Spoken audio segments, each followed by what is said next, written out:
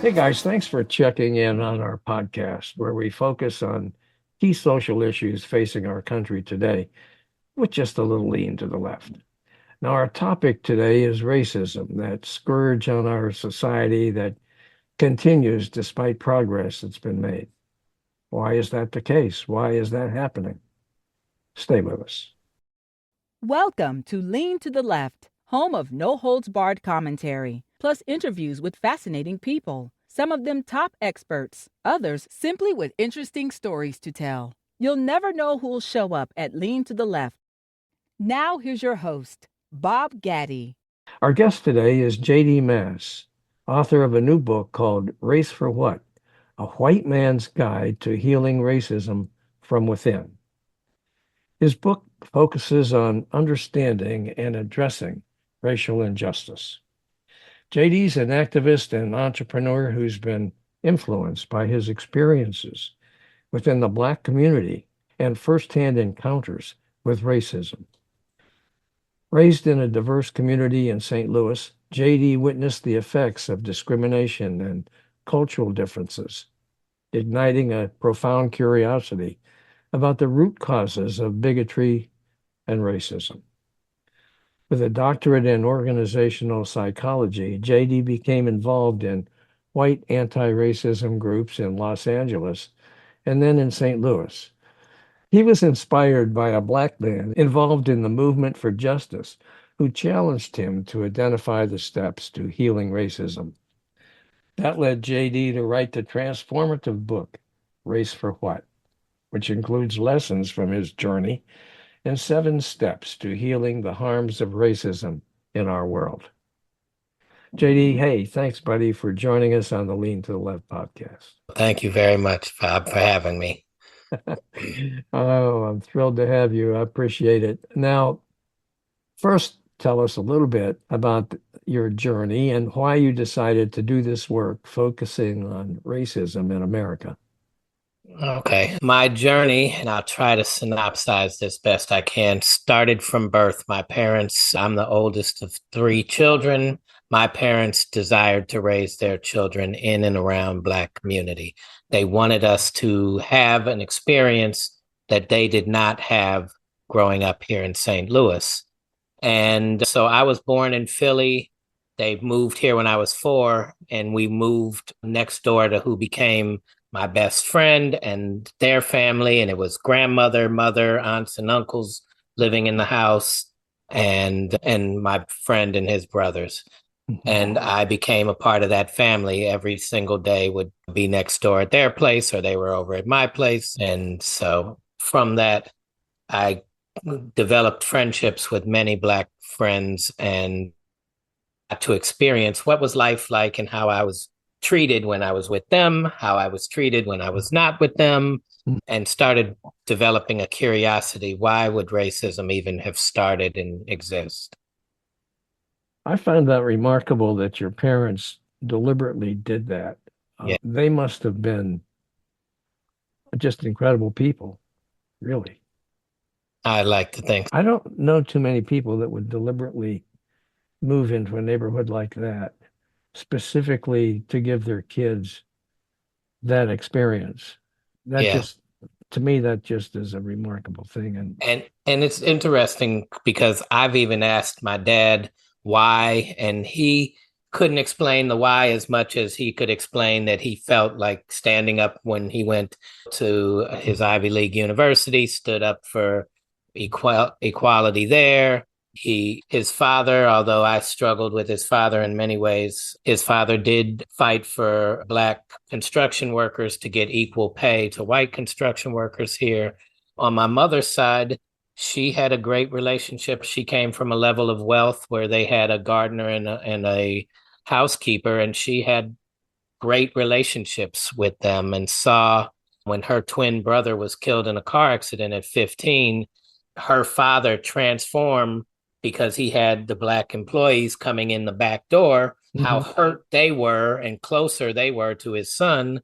And he never wanted to have them come in the back door again because they felt the loss of his child more than the friends and coworkers coming in the front. And that had a profound effect on her watching that happen.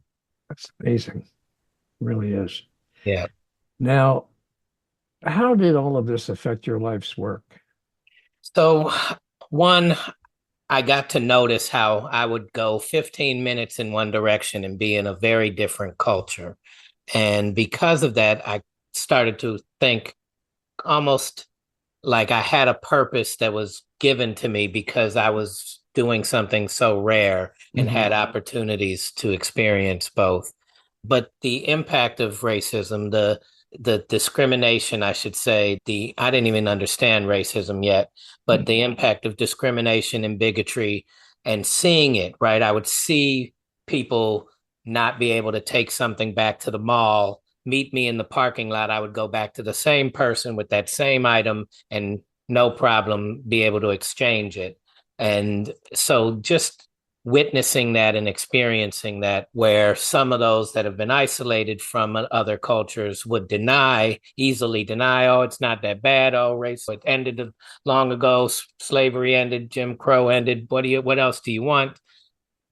They didn't have that experience. And so that just made me think this has to be my life work. Okay. I'm curious to know, you said that the black kid that lived next to you was your best friend. Still Was, is. was he in the same school, the same grade as you? Yes. Yes. So the school district, our community was literally 50% white, 50% black, and maybe there was this 1 to 2% Asian, but the black and white was about even. My school district was 85% black, and as you got into middle and high school, it was over 90% black. And I had a great experience there, but him and his older brother were, even when I wasn't around, my protectors as well, right? One, I'm 5'3", so beyond being the white kid, he's 6'3", my best friend. And so when the movie Oh. Twins came out with Arnold Schwarzenegger and Danny DeVito, we initially grabbed a hold of that concept, and that was us. JD, you're my guy. You're my guy, man. 5'3". I'm 5'5". All right, very good. And I know what it's like to be picked on at school. Yeah.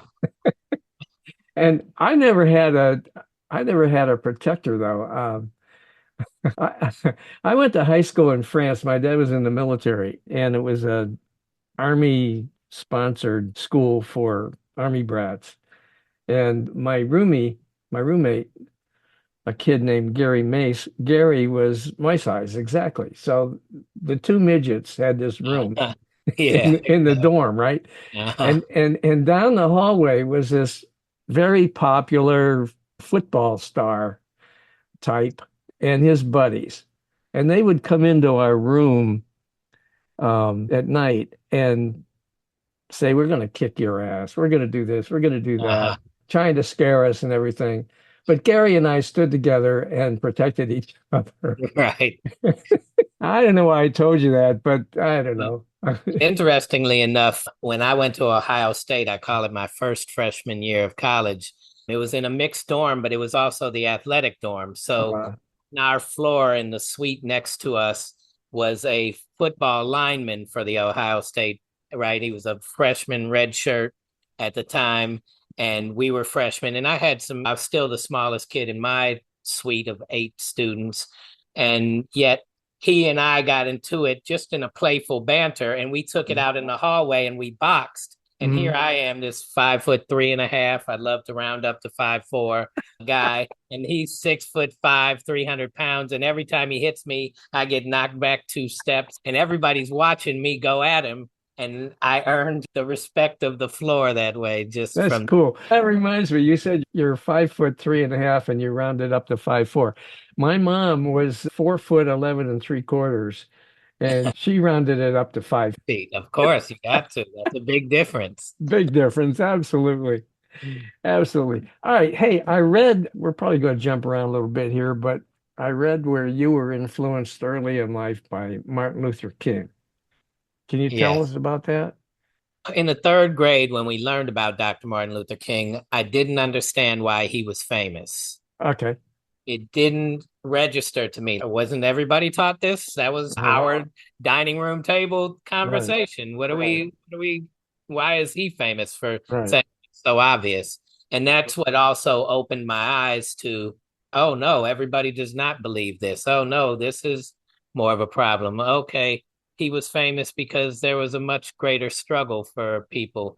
And because I had such a welcoming into Black community, into Black households, it really made me go, why does he have to stand up for this? Can't we all see that there's such a level of love and peace and desire for community that we're missing out on? And that was part of what really influenced me.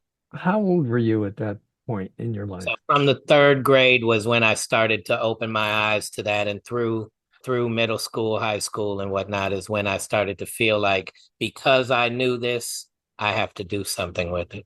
That's amazing that you did that. You were a little kid, really. Yeah. Wow. Wow. When I was your age, I was thinking more about where was I going to find night crawlers to go fishing? I definitely was thinking about which GI Joe character I wanted and whatnot as well, but it definitely just it made me open my eyes because I thought it was so simple and we honored Yeah. this such greatness. Yeah. Just didn't make sense. Yeah. That's amazing. I had an opportunity I was a journalist in New Jersey, and Martin Luther King came to Trenton where I worked and for United Press International. And I got to go with him in a march. I walked right next to him in the front of this big Wow. crowd of people. And to this day, it's one of the proudest Oh things yeah, that I I can did only imagine in my that. career. It was an Yeah. incredible thing. And I remember the news conference was held in a hotel room. It was all packed with people smoking and everything else, which we don't experience today because people don't do that anymore. But anyway, it was an amazing experience. And Yeah. it wasn't long. I think it was like 2 weeks before we shot when that Oh took wow. place. Yeah. Yeah. At any rate, enough of my stories. We're here to talk to you.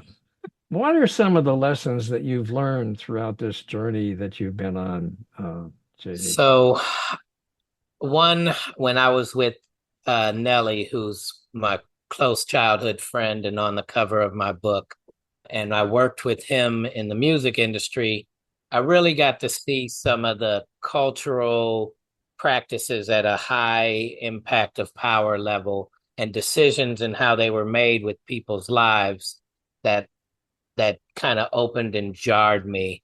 And then I started to learn when I went to work with an African Hebrew Israelite community in Israel of African Americans that left the United States and went and set up a village of peace there, and it was named the Village of Peace by the Israeli people. It was an all vegan diet. It was all about peace and health and well-being and getting back to our connection to the earth. I learned that there was so much more, even though I was anti-racist in my mind, there was Mhm. so much more to an intentional community and culture that had to go into it, where I came in, oh, I want to be a part of this. This is great. Never experienced this before. Here's what I want to do. Here's how I can help. And they went, slow down, kid. You just got here. You haven't done anything yet. Let us teach you how to intentionally build this. Okay. And because of that was what led to me having some steps of change, which Okay. the first one is don't take a step. You don't have to come in and fix the problem. I know we feel sometimes like it's our burden to carry. Our Mhm. burden is to get out of the way of leadership and learn a new way of living that we can, how to interact and share and serve and support one another systemically. Okay. And we're going to get into your 7 steps in just a minute. I want to first ask you, though, if you believe that racism has worsened in this country in recent years, and if so, why is that? I think so. One, I would define racism somewhat differently than how it's used, right? Dr. Claude Anderson defined it as the race to control resources. And it started off as the European race to control resources as colonization took place. Hmm. But if you look at it from a control resources standpoint, then bigotry and discrimination and prejudice all become parts of it. But it's really about how do we share from those resources. Yes, I feel like it's gotten worse only in the sense that if you don't heal something, an injury, say you really tear up your knee ligaments and whatnot, if you do not go through the proper intentional practices of healing that knee, then you continuing to walk on it is going to make it worse, right? You continuing to try to overcompensate for it on one other, and your other leg starts to get unbalanced, your back starts to get unbalanced, things start to continue to get worse if we don't focus and intentionally heal the harm of it. And that's what I think we are where we are today. And we're tired of it, but we haven't dealt with the healing. Yeah, for sure. Okay, so let's talk about those 7 steps that are in your book, Steps to Healing Racism. Step 1 is don't move, seek understanding. Okay. And it goes back to my, hey, I got it. And I've seen this in working in white anti-racism spaces. People saw the George Floyd tragedy, or before that it was Michael Brown or whatever it was, or they spoke to someone they worked with who was very scared when the police pulled them over, and they don't have those fears, and all of a sudden it triggered an aha moment. And now you feel responsible, and it's okay, I need to go fix this. If you just figured it out that it exists, how do you even know what to fix? So let's start to untangle some of why would racism have even started hundreds of years ago? Let's talk about that kind of what is racism and whatnot. So learning the why and how it was done is step 1.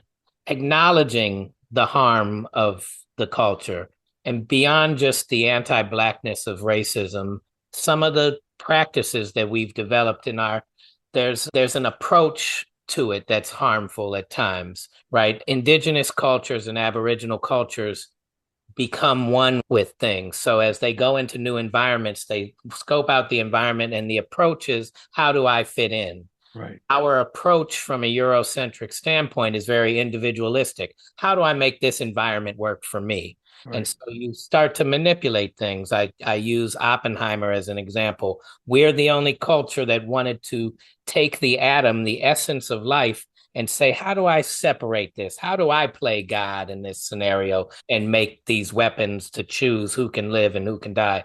How do I do these things? And he said it. Maybe we shouldn't have learned science. No, we should have learned science. We just shouldn't have been wanting to control science rather than come in and be a part of it. And so acknowledging our harmful ways and how we treat each other, acknowledging the amount of competition that we see coming from an area of scarcity in the North compared to where there's an abundance, how people treat each other differently, acknowledging those harmful things, because we're so divided, and that's partially because of this level of competition we feel throughout everything that we do, right? Our economic system says there's a scarcity on the planet. Therefore, we're all in competition for resources. Right. In a village to raise a child mentality, there's more than enough. We have enough to share. We don't need to compete for resources. Everybody come get what you need. And that's a different approach that I feel is important to acknowledge. Step 3 would be to let go of our ways of this competition, let go of the privileges that we seek out or the positioning, let go of the power that we seek to control. Because if you and I felt like this water bottle, and I'm holding one up for those that are just listening, it's the last of the water that we have, then Bob, as much as this has been a great friendly conversation, we're probably not going to be as friendly if this is all the water we think is left. Yeah, right. And so letting go of some of those things allows us to open up to newer and different cultures. And let's acknowledge we don't learn about other cultures in our education system, in our media. We just learn we're the greatest country in the world, and we don't have to learn about anybody else. Exactly. So we don't even know how great we are because we refuse to even compare ourselves and analytically to other cultures. Mhm. So if we let go as step 3, then step 4, we can appreciate other cultures and the value that they bring. We can appreciate that Black folks, through all of the different types of atrocities, from slavery to Jim Crow to the FHA and being excluded from opportunities that grew wealth, have never tried to retaliate in massive ways. They just want peace and to be allowed the same opportunities, and us to get out of their way of blocking them from having the opportunity to develop their culture and live their lives peacefully. Okay. So that's something we can appreciate. And if you appreciate the value of others, then the healing, the repairing that harm, step 5, comes at a greater value to us, because we can see our own humanity and learning our own humanity as a valuable step. Step 6 and 7 are together. Step 6 is, once we've gone through that, now we can learn a new mind and a new way of intentionally building a culture that is going to be much more enjoyable for us all, because we're sharing and we're serving one another and we're supporting one another. There's a much better party at the end of that culture, and that would be manifesting humanity. And that's step 7. You experienced that yourself, didn't you? In growing up Yes. in that neighborhood with the kid next door that became your best friend. Yes. You experienced that very thing, right? Very thing. Yes, Yeah. exactly. Okay. And that's why I feel like I should share that so that others can want that experience. Okay. Now, what's your take on the political situation today and the role that racism plays in it? My take is that you have one, because of this level of competition, because of this zero-sum game of scarcity approach, we only have 2 parties, as if there's 2 thoughts that prevail on us all. And there's so many thoughts. So we're limited in that standpoint.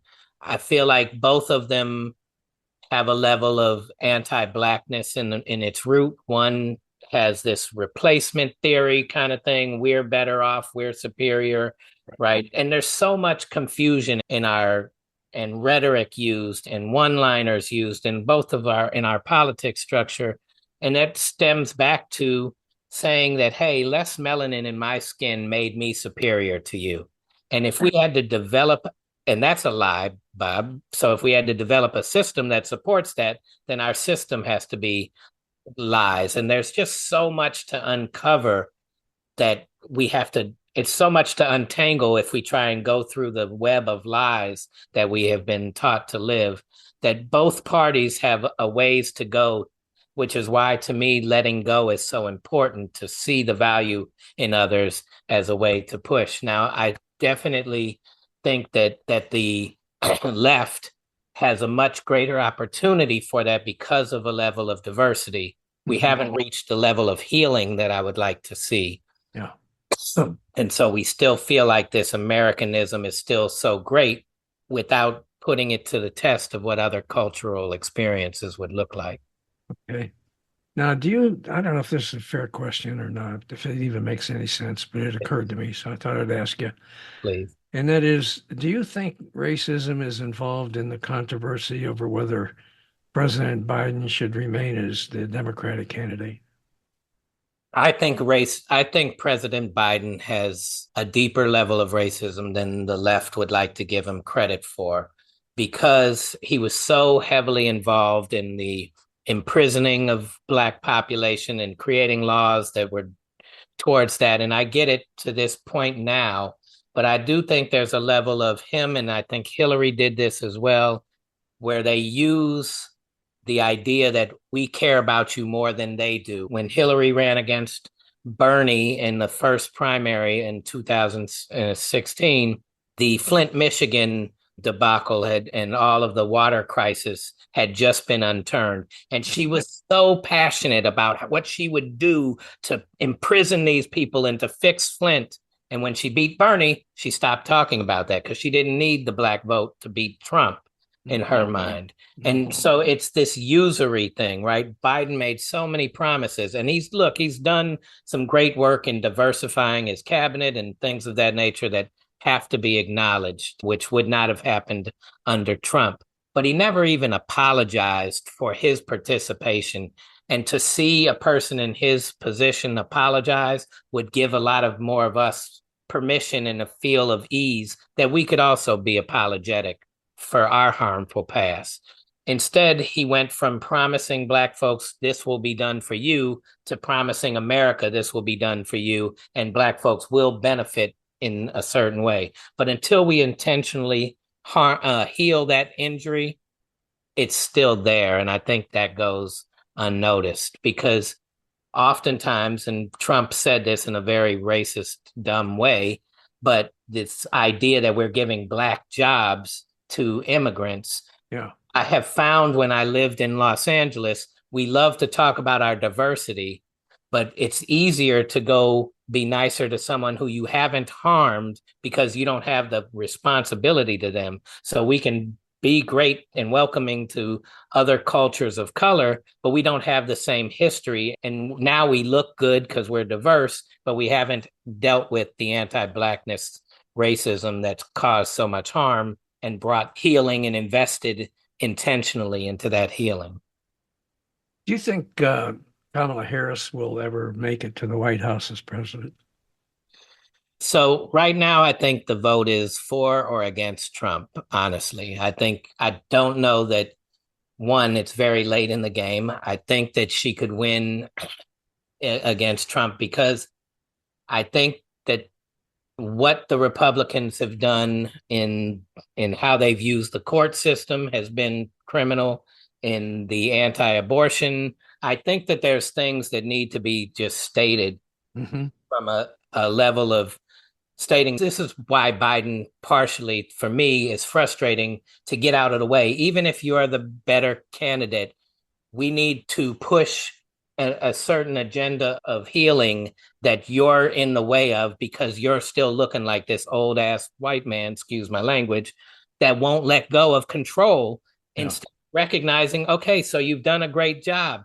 Pass the torch so that can be in, because it's still for a younger generation, looks like, what are these two old white guys going to tell me about my future? Exactly right. Exactly right. It really is time that we need to turn the page and have younger people in charge. Absolutely. I really believe that. And you know what? Joe Biden is exactly the same age as me. Yeah. And I could not fathom having to do what he has been doing and doing it pretty well. But now he's come to the point in his life where I just don't know that he can do it anymore. Right. And as time goes on, it's going to get worse. And I hate to say it, but if he's suffering from any form of dementia, it's not going to be long. He's not going to even know where the bathroom is. And even if he's not, just the fact that there's enough of an image of that, lets us know it's time for him to not make this about him. Really, absolutely. You know, if he cares about this country, really, as he says he does, then he needs to make that decision, in my opinion. All right. Donald Trump loves to say that he did more for people of color when he was president than any other president in history. What do you think about that?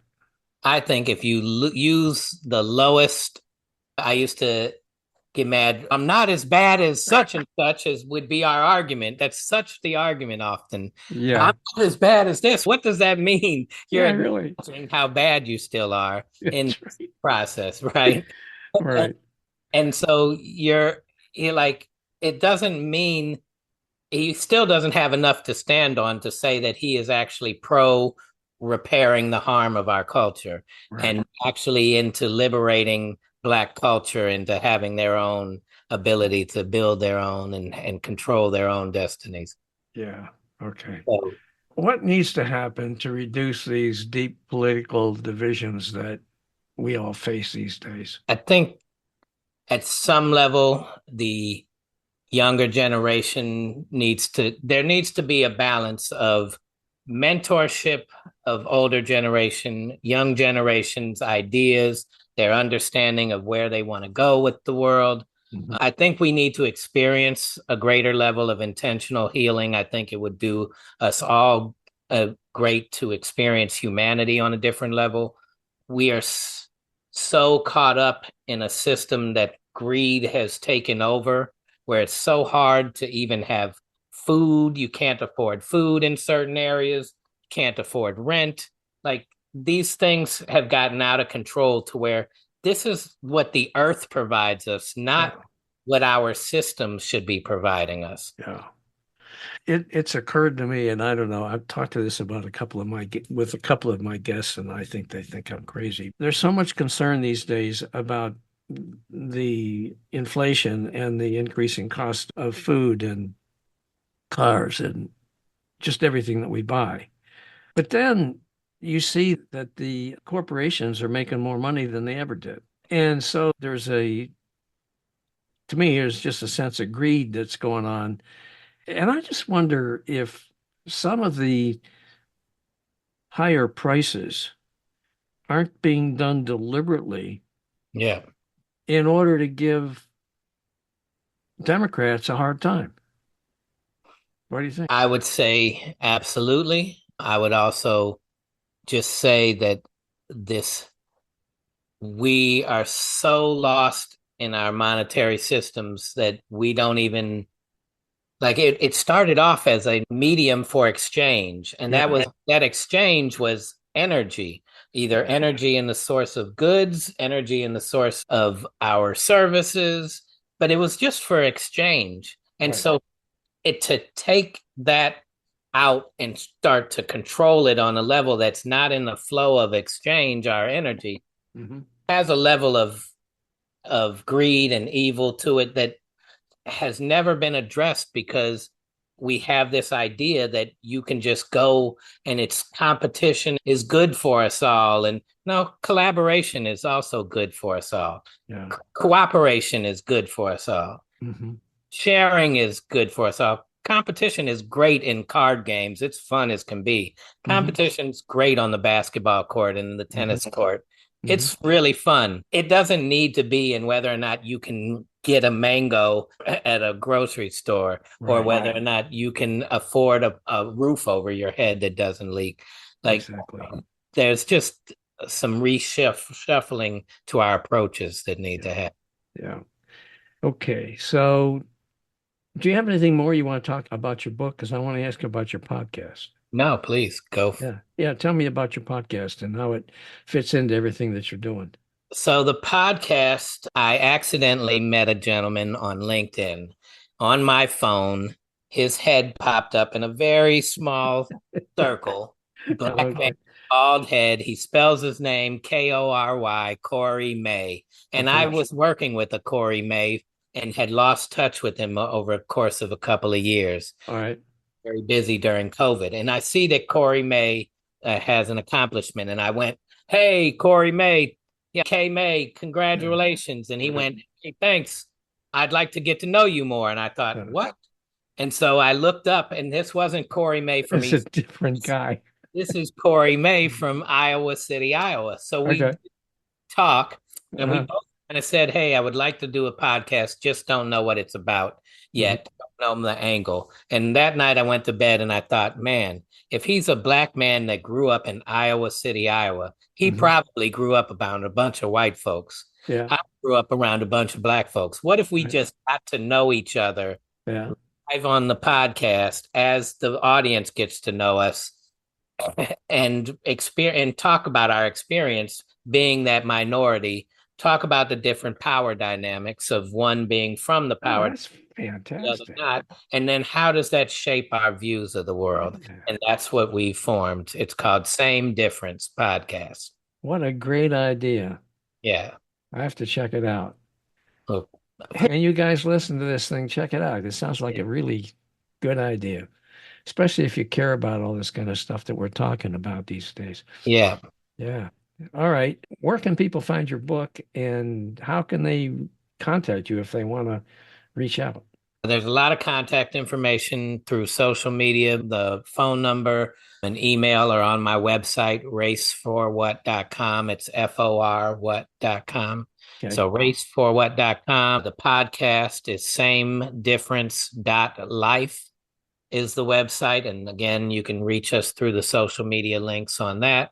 Okay. And then you can go to any of the online places to buy the book, Okay.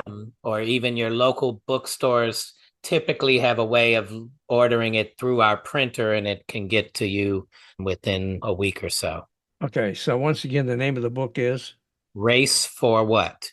It's a white man's journey and guide to healing racism from within. All right. Thanks very much, JD, for being with us. I appreciate it, and I immensely enjoyed talking with you. Thank you for having me. Likewise. It was a lot of fun. Yes. And from one short guy to another. Yeah, absolutely. We have to stay united. Yeah, we got to stay united. We got to keep on keeping on. Yes. Hey guys, thanks for watching.